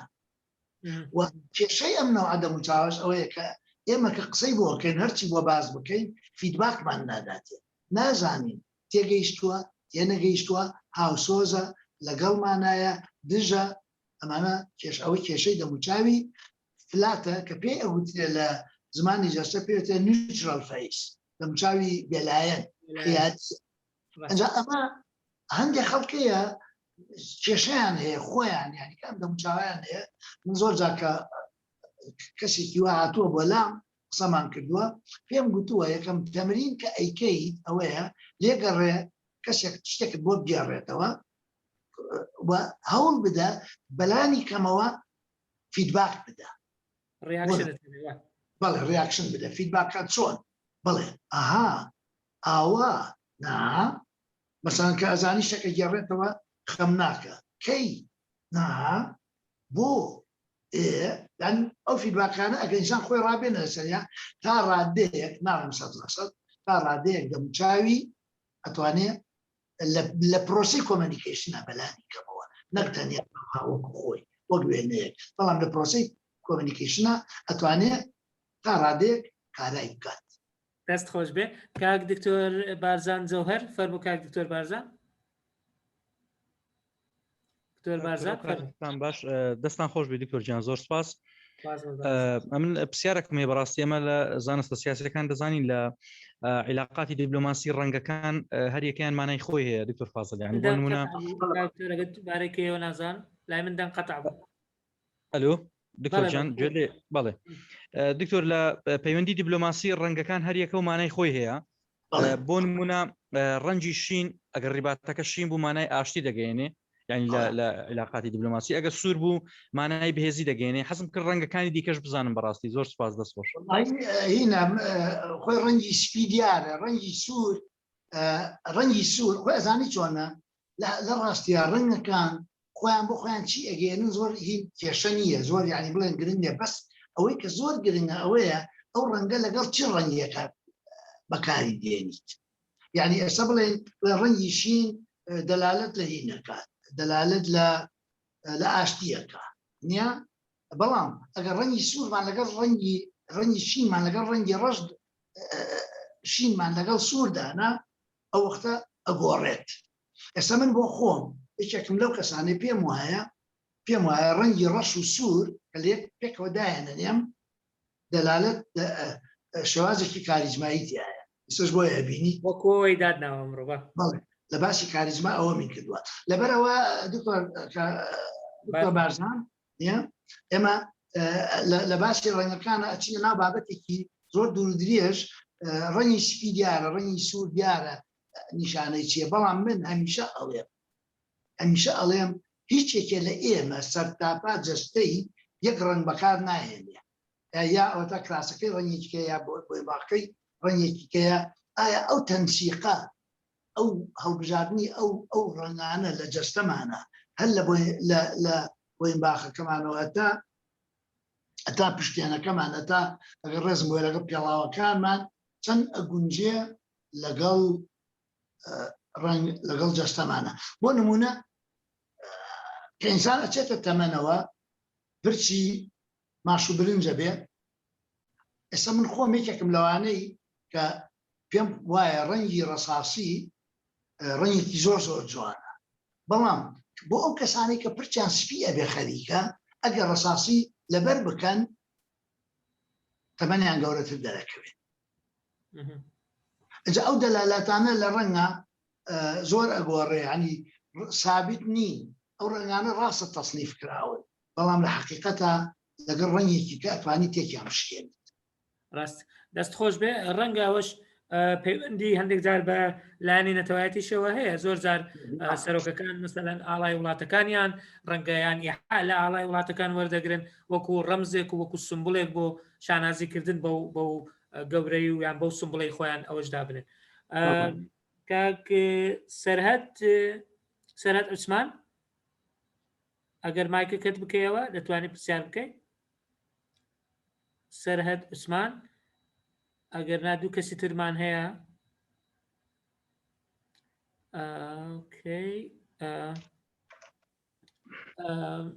یەک لە لای من دەرچووە ڕۆژ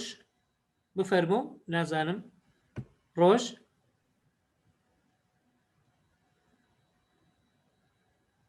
لەسەر خەت نییە بەڵێ فەرموو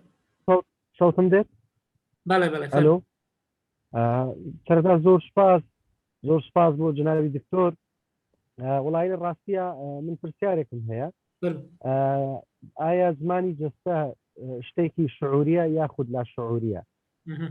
بۆ هەر یەکێک لە وەڵامەکان ئەگەر بە نمونە بڵین شعوری بێت واتە ئێمە بەدەستکرد ئەتوانین کاریزما دروست بکەین بەڵام ئەگەر لە هەمان کات ئێمە زمانێکی جەستەی بەهێزمان هەبێ لا شعوریەن پێم وایە ڕێژەی کاریزمای ئێمە زیاترە و ئەمێ ڕای جنابی دکتۆر لەسەر و بابەتە بزانم و یەک شتی کە ئایا جیاوازی نێوان زمانی جەستە و ئەتەکێت چییە چکە من پێم وایە هەڵبژاردننی ڕنگ و جلوبەرگ ئەوە بابەتێکە کە چێتە قاڵبی ئەتەکێتەوە لە زۆر سپاس. دەست خۆش مامۆستا کاکتۆر فەرموو. زۆر سپاس مامۆستا وەڵا ئەوە پرسیارێکی زۆر قسە هەڵەگرێ. بۆ نمونە خوێندنەوەی زمانی جەستە من باز لەوە ناکەم چۆن جەستەت بەکارهێنیت ئێستا باسی ئەم سیمینارە زۆربەی بڵین کرۆک و ناوەڕۆکی سیمینارەکە دەربارەیەوە چۆن جەستەت کارا ئەەکەیت بە شێوازێک کە ببێ بە ئەمرازێکی باس لە بەرزکردنەوەی کاریزمات. ئەمە کۆمەنیکیشن ئەگرێتەوە ئیش ئەگرێتەوە شوێنی کار ئەگرێتەوە و هەروە وەکو جەنابت فەرموود ئەتەکێتی شەکرێتەوە. بۆ نمونە من بۆ خۆمێکێکم لەوانەیە کە ئیش لەسەر ئەتەکێت ئەەکەم بەڵام هەمیشەش ئەڵێم من ڕاهێنانەکەم لەسەر زمانی لەسەر جەستە لە ئەتەکێتە ئێمە خۆمان زانین ئەتەکێت زۆر شتەگرێتەوە ئەوەی من کاری لەسەرەکەم جەستەیە لە ئەتەکێتە. ئەمجا کە دێنە سەر خوێندنەوەی زمانی جەستە لە بوارە جیاوازەکان بێگومان ئێستا ئەوانەی کە پسپۆرن لەسەر زمانی جەستە بە تایبەت یەکێکی وەکو جوو نەڤارۆ زۆر جەختەکەن لەسەر لاوای لەسەر نەست بێگومان نەست زۆر ڕۆڵی هەیە بەڵام چۆن جەستەمان بە کارا ئەەکەین لە کۆمیونیکیشن لە بۆ کاریزما لە پەیوەندیەکانە لە پەیوەندی هەموو جۆرە پەیوەندیەک ئەوەیان خۆمان بڕیارەدی ئەوەیان بۆ نمونە من ئەمڕۆ میتینگێکم هەیە ئینتەرویم هەیە بڕیارەدەم چی لەبەر بکەم چۆن بچمە ژوورەوە چۆن تەوقە بکەم چۆن تەماشای بەرامبەرەکەم بکەم چۆن کە دائەنیشتم جەستەم کارا بێت پۆزەتیڤ بێت شان نەدەمەوە شانەکانم شۆڕ نەبنەوە جەستەم دانەخەم ئەمانە هەمووی پەیوەندیان بەوە هەیە کە من خۆم چۆن بڕیارەدەم جەستەم بەکار بێت و ئەو جەستەیەی کە نێگەتیڤانە بەکاری دێنم نەرێنیانە بەکاری دێنم یان بەکارم هێناوە ڕاهاتوم لەسەری لە منداڵیەوە ئێستا چاکی بکەم ئەمەیان جیایە ئەمەیان ئیرادەی خۆتە ئەمەیان ئیشی وایە بەڵام ئەوی تریان بێگومان بەشێکی زۆری زمانی جەستە بە تایبەت کە دێنە سەر مایکرۆ ئەکسپرێشن کە دێنە سەر وردەکاریەکانی جەستە وەکو ڕەنگۆڕین وەکو ڕەنگی پێستە گۆڕێ وەکو هەناسە سوارە بێ ئەو شتانەی کە ناتوانین کۆنتترۆلی بکەیت ئەمە توانین ئاماژە کۆنتترۆل بکەیت بەڵام لە حقیقەتە کۆنتاکتی چاویش کە هەتا کۆنتترۆلەکەی بلیکەکان بڵێ چاودروکانەکانمان ئەوە پێمان کۆنتترۆل ناکرێت ینی ئەویان وەکو جەنابەت فەرموود 100% وایە و ئێستا لەبەر ئەوە لە بوارەکانی تری زمانی جەستە بە تایبەت لە خوێندنەوەی زمانی جەستە لە بواری دۆزینەوەی کۆدەکانی خەڵکانێک کە ڕازگۆنین لەگەڵمانە کە شتە شارنەوە لە بواری با بڵێن لێکۆڵینەوەی جینایی و لە بواری کاری ئاسایش و مخابراتی ئەوە هەموو ئیشەکەیان لەسەر دۆزینەوەی ئەو کۆدانەیە کە پەیوەندی بەلاوایەوەیە. زۆر باشە مامۆستا دکتۆر پەیمان زۆراب ئەگە غەڵەت نەبم لە زانکۆی کۆیە فەرموو دکتۆر. ئێوارەتان باش زۆر سپاس بۆ جەنابەت کارگوتەیمداد و کارگوتی فازڵ بۆ ڕێخستنی ئەم وێبینارە. ڕاستیە من لەگەڵتان لە ئەوڵەوە تا کۆتایی وێبینارەکە وەزۆش حەزم لەو مۆزوع هەیە لەبەرەوەی بە حکمیەوەی کە لە زانکۆی ئەوانەی ئەو دەرسانە ئەڵێ مۆزۆجار کە ئۆرال کۆمیونیکیشن و ئەدڤانس کۆنڤەرزیشن ئەوانە بە تایبەتی جنابیان فەرمووتان ڕۆڵی زمانی جەستە دەبێت زۆر باش پێ بدرێت. دەمەوێت چەند خاڵێک بروژێنم دواتریش ئاخرشتم لەوانەیە بۆ جنابتان باەکەمشت باسی کەم ئەگە بکەیت لە مینبەرەوە ئەمە جنابتان وەکو بانکهێشت بکەم دکتۆر فازڵ بۆ زانکۆی کۆیە بۆ بەشی ئینگلیزی کە بۆ خوێندکارانی ئێمە بتوانی سمینارێک ڕێی بخەی ئەگەر زەحمەت بۆ جنابەت بەڵام پێمان خۆش بێ لەم مینبەرەوە بە ئاشکرا داواتنامەیەک بجناب بنێرین لە ڕێگای بەشەوە یا لە ئەمادەوە کە تشریف بێنی بۆ زانکۆی کۆیە بۆ خوێندکارانی ئێمە لەسەر مۆزوع بدێ بەرەوەی بەشی پەروەردەمان هەیە ئەوانە کە بنە مامۆستا و جناب دەزانی کە ئەوانە پێویستیان بۆ ئەو زمانی جەستە هەیە بۆ وانەوتنەوە. زۆر سپاس دەکەم دوای زەحمەت نەبێ ڕقم تەلەفۆنەکەم بدەیت لەگای دکتۆریمدادەوە دوایە بۆی پەنی پێوە بکەنیا لە ڕێگای جیمێلەوە. دکتۆر پەیمان خەمن نەبێ ئەمە بەیەکتان دەگەێنێ. ممنون زۆر سپاس. دکتۆر فازڵ من بۆ دەست پێکەم دەڵێ زۆر جار بێکاریزمایی کاریزما دروست دەکات بە تایبەتی لە سیاسەتا ناڵم لە پەروەردەیە وەکو جناب فەرمووتان هەموو کەس بخۆی کەسایەتی کاریزماتیکە بەڵام لەوان هەست بۆ هەستی پێ نەکردبێ جال ئەو سێ چوار جۆرەکە باس لێوە کرد. قسەیەکی شەیەکە هەر کەسە پیاوی سەردەمی خۆیەتی زۆر جار کە کاریزما دروست دەبێ لەوانەیە بۆی بێکاریزماییەوە بێ کەسانی دەوروبەری ئەوەندە کەمتوانە بن یان ناتوانە بن کە نەتوانن شان لە شان و کەسە بدەن و تەنها کەسێک بێتە کاریزماتیک و زۆر جاریش کاریزما لەوانەیە ئەو کەسە ئەو سیفاتانەی نەبێت کە کاریزماتیک بێ ئەجا مامۆستا بە یا سیاسیەک بێ بەڵام خەڵکی وای لەکەن کە بە کاریزما دەناسێنن. شتێک کە جناب باس لێوە کرد ئەوەی کە بە تایبەتی پۆستچەر زۆر گرنگە لە نۆن-ڤێربەل کۆمیونیکیشنە شتێکتر کە هەیە لە ئینگلیزیە پێوترێت ستاندینگ ئەلوف جاری وایە مامۆستا لە پشت مێز خۆی شارێتەوە خۆ دەجێتەوە لەوەی کە بەردیدی خوێندکار یا قوتابی بکەوێت. proximity affinity یا flexibility ئەو سێ شتەی کە زۆر گرنگن مامۆستا لە پۆلا بینوێنێ بەڵام لە دەنوزانی پەروەردەیی کە باز دەکرێت زۆر جار ئەوانە دەبێ هەبن بەڵام تەچینگ ئەوەی کە ئانی بەریەکەوتن بەتایبەتی لە خوێندکە قوتابی سەرەتایی دەڵێ بەی شێوەیە نابێت بەرکەوتن لە نێوان مامۆستا و قوتابیە هەبێت تەنانەت ئەگەر دەست بخات لەسەر شانیشی بە مانای هاندان و ئێنکەرێجمنت. ئەوەی کە من باسم لێ بکەم چەند خاڵە بوو هیچ پرسیارێکیش من نیە و ئەگەر جنابتان دواتر وەڵامان بدەنەوە بۆ داواتنامەکە سپاسدان دەکەین کاتێکی شات. دەست خۆش کاک دکتۆر پەیمان زۆر سپاس کە لەگەڵمان بوویت. کاک دکتۆر شتێکت هەیە؟ وەڵا سپاس دکتۆر پەیمان بێگومان هەر کاتێک ببنجێ بۆ هەردوو لامان بەسەر چاوم پێم خۆشە. من دوای وێبینارەکە بەیەکتان گرێ دەدەم بە یان ئیمێڵێک یان ڕقم تەلەفۆنی هەردوو لا دەگۆڕمەوە لەگەڵتان. زۆر باش زۆر سپاس. ئەمجا دەربارەی بێگومان ئەم سیمینارە بچووکە من خۆم هەوڵمدا خۆم ببەستمەوە بە پەیوەندی نێوان جەستە و کاریزما ئەوەندە ینی ئەگەر نا دیسانۆڵم کتێبەکەم هەندێک لەو بابەتانی تیا بوو کە جەنابەت باست کرد تەنیا ئەوە نەبێت کە ئەوەی کە پەیوەندی بە قوتابخانە و بە مامۆستا و بە پۆل و ئەوەی کە پێڵم کلاس مانیجمنت کە باسم کرد ئەویان من حقیقت نەمیست بچمە ناوێەوە بەس تەنیا ئاماژەم پێدا زۆر شتێکەوە ئەمە تەنیا جەخت و لەسەر خاڵێکی جا هیوادارم وانی بێتم ئەو خاڵە بۆ ئێوە ڕوون بکەمەوە. بابەتی هەم کاریزما هەم زمانی زیستە بابەتێکی هەندە فراوانە وەکو دکتۆر گوتی ڕەنگە بە وێبینارێکی نەوەت خولەکی نەتوانی هەر بە سەریعیش باسی بکەیت چونکە ئەوە پێویستی هەر بابەتێکی دەگری لەوانە پێویستی بە وەرکشۆپی چەند ڕۆژی و چەندین ساعتی هەیە بەڕاستی. دەست خۆش بێ بەڕێزیەکی تر دەستی بەرز کردێتەوە خەڵات دکتۆر پێش ئەوە وەڵا بەسەر بۆی دکتۆر پەیمان یەکشت من زۆر باوەڕم بەوەیە کە مرۆڤ ئەگەر بیەوێ بەڵام ئەبێ شارەزایی پێیان کازانین ینی با بڵێن ئەگەدار بێ ئەو زانیاریانە پیا بکە چۆن لێڤڵی ئاستی کاریزمای خۆی بەرزەکاتەوە. ئەمە زۆر گرنگە و زۆر نمونەیشمان هەیە. من زۆر جا نمونەیەکی خۆم دێنمەوە. من لە ساڵی حەفتا کە چوون بۆ بەغدا حەفتاودوو لە ئەکادیمی فنون جەمیلە شانۆ بکرێنم لە پۆلێک بووم هەمویان ئاگرن ینی هەمویان بڵێن عەرەب بوون خەڵکی بەغا خەڵکی بەسڕا لە تەلەڤیزیۆن دەرچوو بوون لەسەر شانۆ دەرچوو بوون منیش تازە ڕۆیشتمە ئەوێ کوردێک شەرمن لە پۆل دانیشت بووم ئەوە زۆر ئیش لەسەر خۆم بکەم ینی ئەوەی کە ئێستا پێی ئەڵێن پابلیکی سپیکینگ و تاربێژی و لە پێش خەڵک بۆستا بە حەقیقەت من لەو ینی ئەمەندەم ئیش لەسەر خۆم کرد ناڵێم ینی بەس ئەتوانم بڵێم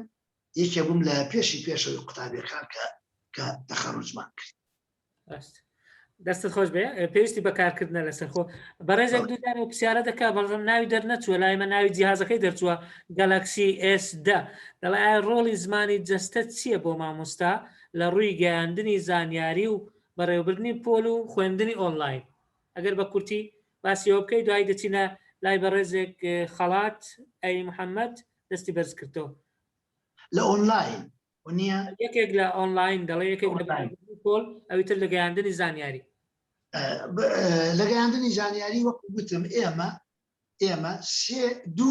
دوو ئامرازمان هەیە دوو بڵێن میدیەممان هەیە دوو ئامرازمان هەیە بۆ گەیاندنی زانیاری بۆ گەیاندنی ناوەڕۆ یەکێکیان جەستەیە یەکێکیان ئەویتریان دەنگە مامۆستا چەند جەستەی کارا بێ چەند جەستەی ئەکتیڤ بێ باش بەکاری بێنێ لەگەڵ دەنگیش ئێمە باسی دەنگمان نکرد مامۆستا ئەگەر دەنگی باش بێ مامۆستا ئەگەر دەنگی بگا مامۆستا ئەگەر تۆنەکانی دەنگی بگۆڕێ مامۆستا ئەگەر بزانێت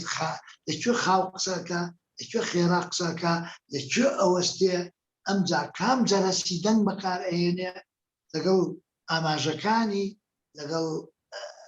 بەکارهێنانی پۆستەرێکی باش پەیوەندی دوور و نزیکی لەگەڵ قوتابی هەموو ئەمانە ئەبنە هۆکار بۆ گەیاندنی بابەتەکە بە شێوەیەکی باش و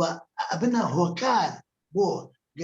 بۆ بەشداریکردنی قوتابی بۆ ئامادەبوونی قوتابی ینی با بڵێن کاریزمای مامۆستا چی لێکەوێتەوە کاریزمای قوتابی ینی بۆ معنایە کە قوتابی بەشدارە بێ لەو بۆلە من زۆر جار لەو بابەتانە ڕاهێنانێکەکەم بە یەکێک لە مامۆستاکان دەڵێم فەرمو بابەتەکەت باس کە بەڵام دەستت بە مەجوڵێنە بە هیچ شێوەیە ئەوە بۆستا چی دروستە بێت قوتابی کە ئەزانێ دوای 2 دقیقە ئەم مامۆستایە ناجوڵێتەوە دەست بەکار ناهێنێ کۆنتاکتی چاوی نییە قوتابەکە بەس گوێ ئەگرێ تەماشای ناکە گوێ ئەگرێ ڕەنگە تەماشای مۆبایل بکە ڕەنگە تەماشای کتێبێک بکە ڕەنگە بۆ خۆی خەیاڵ لە شوێنێکی کەبێ تەنیای گوێ ئەگرێ بەڵام کە بینی مامۆستاکەی ئەجوڵێتەوە ئاماژە ئەدا ئای کۆنتاکتی هەیە ئەو کات لە ڕاستیە تەماشای مامۆستاکەیەکە باشتر تێگەن چونکە ئێمە ئاماژەکانی دەستمان تعبیراتی دەموچاومان بابەتەکە باشتر ئەدا بە قوتابی چکە وێنای ئەەکەین بۆی تەنیا زانیاری نییە دەستەمان وێنایەکە دەستەکانمان وێنایەکە ئەو قوتابیە دێتە ناو پرۆسەی کۆمەنیکیشن یعنی حزوری قوتابیەکە لەو شتە دروست ئەبێت دەست خۆش کاکتۆرجان بەڵێ خەڵات ئەی محەممەد ئاخر کەس سەبکە فەرموو بەڵێ سەرەتا سڵاوتان لێبی سڵاو لە ئەکادیمیا سڵاو لە دکتۆر هێمداد و دکتۆر فازلیش دەستی خۆشبی بەڕاستی هەمیشە بابەتەکان و قسەکان و حرەکاتەکانی سەرنجی منی ڕادەچێشی بەدایم وەکو مامۆستایەک یعنی زۆر سوودم لێ ئیستیفادە کرد زۆر سوودم لێ بینیە و ئیستیفادەشم لێ کردیە و حرەکاتەکانیشی دووبارە دەکەمەوە لە بۆ تەڵەبەکانم پرسیارێک بەس یەک پرسیار ئایا زمانی جەستە لە هەموو شوێنێک یەک مەعنا دەدا یعنی بۆ نمونەگەر لە کوردستان حرەکەیکی دەموچاوی حرەکەی دەستی چۆنیەتی دانیشتن چۆنیەتی ڕاوەستان لە کوردستان معنایەکی هەبی ئایا لە وڵاتانی دراوسێشمان و لە وڵاتانی هەموو وڵاتی دنیا هەر ئەو معنایی هەیە کە لە کوردستان هەیەی سپاسی دەکەم دەستان خۆشبی دووبارە ئەوستا ڕۆژانیش وەرگرین بە یەکجاری کۆتایی پێدێن هەردوو پرسیاری بەیەکەوە جوابدا ڕۆژان ئەحمەد نووسرایە لای من بەڵێ سڵاتان لێبێت دەست خۆش بی کاک دکتۆر زۆر سپاس خۆشحاڵم کە ئەو جارش بەشداریم کرد سپاسی کاک دکتۆریش دەکەم من دەمێکە متابعی کارەکانی دەکەم دەست خۆش بی وەڵاهی یەک پرسیارم هەبوو من وەک لە کاری بەڕێوەبردن کە وەک بەڕێوەبەری قوتابخانەما ئایا یعنی دەتوانین با بڵین مرۆڤەکان بە خۆیان هەست بکەن کە کاریزمایەکی باشیان هەیە ئایا مرۆڤ دەتوانی بڕیار لەسەر خۆی بدات یان چونکە لەوانەیە زۆر جار کە پێت دەگۆچرێ لەوانەیە تەنها مجاملەبی هەست بکەی ئایا گەیشتی ئەو ڕادێک کە بە پێی پێویستە نازانم پرسیارێکم وازە حیانە ئایا مرۆڤ دەتوانی خۆی هەست بکا و خۆی بڕیار لەسەر خۆی بداتن زۆر سپاس کاک دکتۆر وەڵام بدەیتەوە کۆتاییشی پێدێنین دوای بەڵێ پرسیاری یەکەم وا بزانم بەشێکی باس کرد لەسەر لەگەڵ وەڵامی لە هەموو شوێنەکان یەک واتای هەیە یان جیاوازە نەخێر لە هەموو شوێنێک یەک واتایە نییە هەندێک لە با بڵێن بە تایبەت لە ئاماژەکان وەڵای ئاماژە نییە تەنانەت دووری و نزیکیش لە یەکەوە جیاوازە لە وڵاتێک و بۆ وڵاتێک با بڵێن هەندێک ئاماژە هەیە لای ئێمە معنایەکە بەخشێ لە شوێنێکیکە معنایەکە بەخشێت بۆ نمونە لای ئێمە ئەگەر ئاوا بکەین بۆ معنایە دێکە وایە لە هەندێک شوێنێکە معنای ئێوەیە وە نییە لە هەندێک با بڵێن دووری و نزیکی ئەوەی کە بڵێن لە یاسا و ڕێسای خوێندنەوەی زمانی جەستە ئەڵێ دووری نزیکی لەسەر بنەمای لایک و دیسلایکە ڕوە بۆ معنایە یعنی ئێمە ئەگەر یەکێکمان خۆش بێ لە نزیکەوە ئەوەستین یا لێ نزیکە بینەوە خۆشمان نەوێ لێی دوورەکەبینەوە بەڵام بۆ نمونە لە یابان و لە ئاسیا بەشێکی زۆری کولتوری ئاسیایی لە دوورەوە چەند ئەوەی کە بوتمان پرۆکسیمیتی دووری و نزیکی چەند مەوداکە دوور بێت ئەوەندە ڕێز و احترام بۆ ئەو کەسە زیاتر ئەبێ بە پێچەوانەوە ئەوان زۆر جار لە تەوقەی نزیک و باوەش پیاکردن و ئەو شتانە بێتاقەت ئەبن لەبەرەوە لای ئەوان ئەوەی لای ئەمریکیەک با بڵێن لایکە لای ئەوان دیسلایکە ئەگۆڕێ بەو شتە تەنانەت وەکو وتم مەسافەش ئەگۆڕێ ئەمجا با بڵێن لەمس ئەگۆڕێ لە شوێنێ با بڵێن لای ئێمە هەندێ تەوقە هەیە لای بەڵێن لای ئەوروپاییەک لەگەڵ ئافرەتێکن ئەملاوە لای ماچەکەن دەستی ماچەکەن ئەوە نیشانەی ڕێزە بەڵام لە وڵاتێکی بۆ نمونە وەکو سعودیە ئەگەر ئەو شتە بکات قەدەغەیە ڕاست پرسیاری دووەم ئایا من چۆن بزانم کەسێکم جۆرە کاریزمایەکم هەیە لە ڕاستیە ئەگەر جارێک مجاملە بێ دوو مجاملە بێ لە کۆتاییە هەر دەرەکەوێت وی مجاملە دەرەکەوێت بەڵام ئەگەر من بزانم کە قسە ئەەکەم خەڵک گوێم لێ ئەگرێ بۆ نمونە شێوازی قسەکردیم کە خەڵک گوێم لێ ئەگرێ کە ئەچمە ژوورەوە ڕیاکشنێک ئەبینم فیدباکێکە بینم ئیتر یا ئەوە تا جوڵەیەک دروستە بێ یا تەماشامەکەن یەکسەر یا هەندێک جار لە بەرم هەڵدەستن ئەو شتانە زۆر دووبارە ئەبێتەوە کە چەند جارێک دووبارە ئەبێتەوە ئیتر ئەوە ئەسڕێتەوە کە مجاملە بێت. دەستت خۆش بێ کاک دکتۆر فازڵ بۆ بابەتە هەم بە پێز و هەم پێویستە و پێویستیشە بۆ ئێستا بەڕاستی هەم خەڵکان ڕەنگە پێویستیان پێبێ هەمیش مامۆستا و بزنس و هەموو کەسێک لە ژیانی تایبەتی خۆی تۆ ناوێکی جوانت لێنا ئەڤریدەی کاریزما ینی کاریزمای ڕۆژانە لە هەموو ڕۆژان لە هەموو کایەکانی ژیان پێویستمان پێ دەبێ بەوانە ئەوانەی کە محتەمن دەتوانن خوێندنەوەی زیاتریان هەبێ سەرەتا بۆ کتێبەی کاک دکتۆر کە من پێم باشە و بەڕاستی من بۆ خۆم لەمێژە خوێندومەتەوە ئیسفادەم زۆر لێ کردووە بێجگەلەوە لە زۆر سیمینار و لە زۆر شوێنیش جۆمان لە کاک دکتۆر گرتووە سوودی هەبووە ئێمە زۆر سپاسی دەکەین کە لەو جدوەلە سەرقاڵەی خۆی کاتی بۆ ئێمە تەرخان کرد ئێمە دووبارە بە ناوی خۆمان و ستافی ئەکادیمیای مێگامایند زۆر سپاسی پرۆفسۆری یاریدەدەر دکتۆر فازڵ جاف دەکەین بۆ پێشکەشکردن زۆر سپاس بۆ ئەو بەڕێزانەی کە بۆ ماوەی 90 خولەکە لەگەڵمان بوون کە ئەوەش بەشێکی دەگەڕێتەوە بۆ هەم جەنابەت و ئەو کاری کە هەتە لەگەڵ ئەو بابەتەی کە پێشکەشی دەکەی ئەو زانیاری کە دەیبەخشی بەڕاستی سپاس بۆ ئەوانەی پشت لاپتۆپەکان کاک شەماڵ و کاک پشتیوان و ئەوانی کە خەریک بوون لە ئامادەکاریەکانی هەم پۆستەر و فۆرمەکانی بەشداریکردن و دوایی لیستی ئامادەبوانیش دووبارە زۆر سپاس دەکەین کاک دکتۆر ئەگە وتەیەکی کۆتاییت هەیە ئەگەر نا ئێمە تاوا بووین. من لە کۆتاییە زۆر جەخت لەسەر ئەوە بکەمەوە کە لە ئێستاە لە ژیانی ئێستامانە کاریزما نەبووە بە شتێک تایبەت بێت تەنیا بە سەرکردەکان بە سیاست مەداران لەبەر ئەوە لە کتێبەکەمە شتێکم باس کردووە کە لە کتێبی دکتۆر گولام سوەرم گرتووە کە ئەڵێ 11 زۆر کاریزما هەیە 11 زۆر لە بواری ئەدەب لە بواری ڕۆشنبیری لە بواری وەرزش لە بواری مۆسیقا لە بواری سیاست لە بواری ئاین لە هەموو بوارەکانە کاریزما ئەکرێ هەبێ و هەروەها لە قوتابخانەیە لە پۆلێک ئێمە ئەبێ ئەو ئوستورەیە ڕەتکەینەوە کە کاریزمای گەورە بەڵێ کاریزمای گەورە هەیە سەرکردەکان پێغەمبەرەکان ڕێبەرەکان بەڵام ئێمەش ئەتوانین کاریزماتیک بین لەو نێوەندەی کە کاری دیاکەین ئەمە زۆر زۆر گرنگە لە کۆتاییشە من سوپاسی هەمووتانەکەم بۆی گوێگرتنتان سوپاسی ئەکادیمیا ئەەکەم بۆ ئەم بەرنامە جوانە ئەمە خزمەتێکی زۆر زۆر گەورەیە دەستخۆشی لە هاوڕێی خۆشەویستم بفەرهیمدا دەکەم هەروەها زۆر زۆر سوپاسی کارمەندەکانی ترەکەم سوپاسێکی زۆرشم بۆ مامۆستا شەماڵ هەیە کە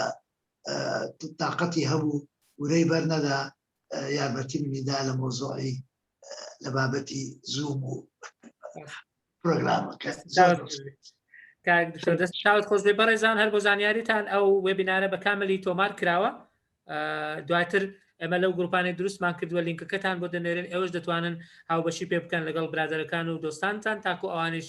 سوودمەند بوونیان ئەگەر بە ڕێزێک نەیتوانی لە سەرتاوە لەگەڵمان بێ بۆ خۆی دووبارە بە ئاسانی گوێ لێ بگرێتەوە ئەمە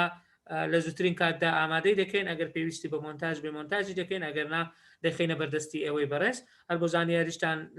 بە لایڤیش بە زندیش لە فەیسبوک هەر بەردەستە ئەوەش دەتوانن لای خۆتان بۆ برادرانتان بنێرن من دووبارە زۆر سپاس شەوێکی شاد بۆ هەموو لایەک بە ڕوخسەتی بەڕێزان کۆبنەوەکە کۆتایی پێدێنین کاکتر